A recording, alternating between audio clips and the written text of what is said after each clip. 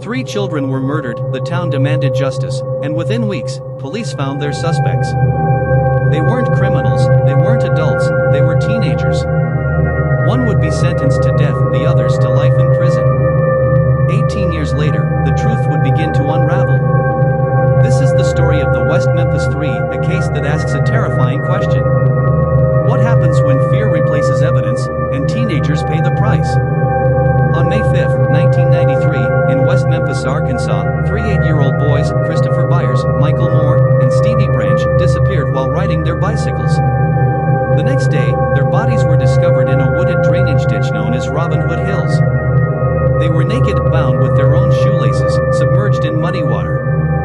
One of the boys had suffered severe injuries that investigators described as ritualistic. The community was horrified, the media descended, and pressure on police skyrocketed.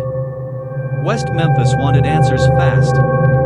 Police attention quickly shifted to 3 local teenagers. Damian Eccles, age 18. Jason Baldwin, age 16. Jesse Miskelly Jr., age 17. Damian stood out. He wore black, listened to heavy metal, read books about the occult. In early 1990s America, during the height of satanic panic, that was enough to raise suspicion. There was no physical evidence tying any of them to the crime scene. No DNA.no fingerprints.no murder weapon. But police believed they had something just as powerful. A confession. Jesse Miskelly Jr. was brought in for questioning. He had an IQ of around 72. He was interrogated alone for nearly 12 hours. There was no lawyer.no parent present. Eventually, Jesse confessed. But the confession was riddled with errors. He got the time of day wrong, the location wrong, the sequence of events wrong. Police quietly corrected him over and over. Despite the inconsistencies, investigators treated the confession as truth. Jesse later recanted. But it was too late. The narrative had been set. Jesse Miskelly was tried first, alone. Despite his confession being the only major evidence, he was convicted and sentenced to life plus 40 years. Next came Damian Eccles and Jason Baldwin. Prosecutors painted them as satanic killers, citing black clothing, occult books, heavy metal music. Expert witnesses testified about satanic rituals, despite having no forensic proof. The jury convicted both. Jason Baldwin received life in prison. Damian Eccles was sentenced to death by lethal injection. 3 teenagers were sent away forever. The town believed justice had been served. But the case was only beginning. Over the years, cracks began to show. Independent experts questioned the medical findings of the ritual injuries were likely caused by animal activity in water. Then came DNA testing. None of the biological evidence matched. Damian, Jason, or Jesse. Instead, DNA consistent with one of the victim's stepfathers was found on the crime scene.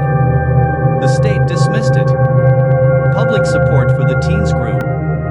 Celebrities, musicians, filmmakers, and legal experts demanded answers. After 18 years in prison, the state faced a problem. Evidence was collapsing, but admitting error would mean admitting failure. In 2011, prosecutors offered a deal. An Alford plea. The West Memphis Three could go free, but only if they pleaded guilty while maintaining their innocence. Facing the risk of execution, Damian accepted.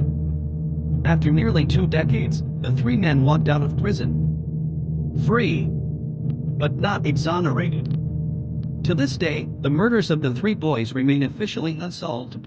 The West Memphis Three case is taught in law schools. It's cited in discussions about false confessions, coercive interrogations, media hysteria, prosecutorial misconduct. It raises a chilling question. How many others were convicted because they were different, not guilty? 3 children lost their lives. 3 teenagers lost their freedom. And the truth still feels unfinished. If stories like this matter to you, stories about justice, mistakes, and accountability, backhand index pointing right, subscribe to Crime Depth and comment below. Do you believe the West Memphis Three were innocent? Bell and Some stories don't end in courtrooms, they end with questions.